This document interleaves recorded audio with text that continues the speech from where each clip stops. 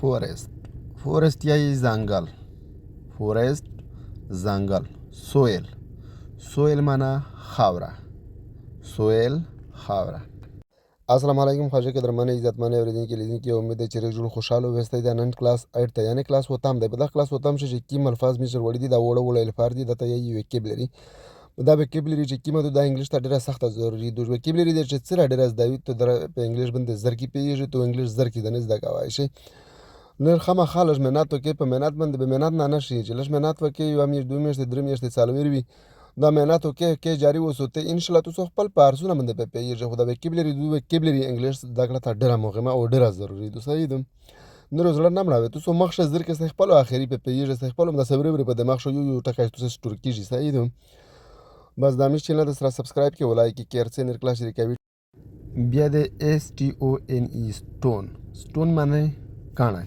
سټون کاڼی د بل دی لیسن لیسن معنا سبق لیسن سبق اگزام اگزام یعنی امتحان اگزام امتحان ته وایي پیپر کاغذ یا پاڼه پیپر کاغذ یا پاڼه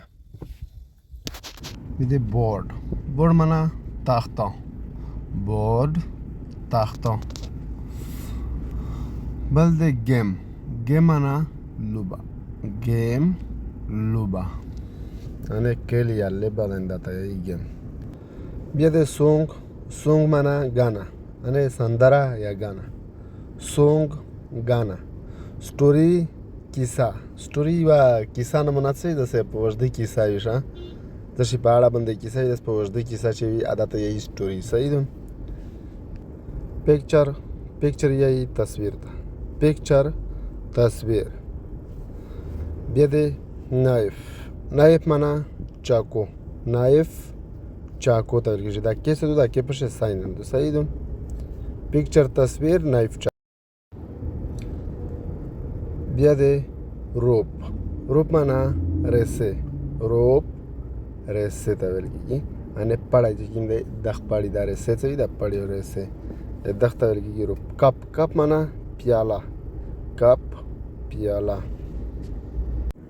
سپون سپون معنا چمچ یعنې دا خوراکي چې پکې وي خلکو ریجه وغیره پې خوري دا چمچ ته یې سپون بلنکټ بلنکټ معنا کمباله بلنکټ کمباله پیلو پیلو یعنی بالغ پیلو بالغ ته یعنی منی منی یعنی روپے یعنی پیسې منی روپے کوین کوین سکه ته یعنی کوین معنا سکه اشاله ریپې نه وي اته کوین یعنی سکه شاپکیپر شاپکیپر یې مطلب دکاندار شاپکیپر دکاندار ته ویل کېږي کسټمر کسټمر چې کوم دی دا یې ګاګ ته کسټمر ګاګ بل دی سیزن سیزن مطلب موسم یعنی سیزن معنا موسم بیا دی ګلاوډ ګلاوډ معنا وریځ ګلاوډ وریځ ته یې صحیح ده بیا دی سټورم سټورم یې طوفان سټورم طوفان بیا دی مورنینګ مورنینګ معنا سهار مورنینګ سهار ته ویل کېږي بیا د اینوینګ اینوینګ معنا ماښام اینوینګ ماښام بیا د آنټ آنټ معنا میږي آنټ میږي فلای فلای معنا مچ فلای مچ ته ویل کېږي بیا د سنیک سنیک یعنی مار ته سنیک مار وینډو کړکۍ وینډو کړکۍ ته ویل کېږي بیا د بوتل بوتل یعنی بوتل ته بوتل بوتل ته یعنی بیا د کی کی معنا چابي یعنی چکمیز ته کری یعنی چابي ہوتا ہے کی چابي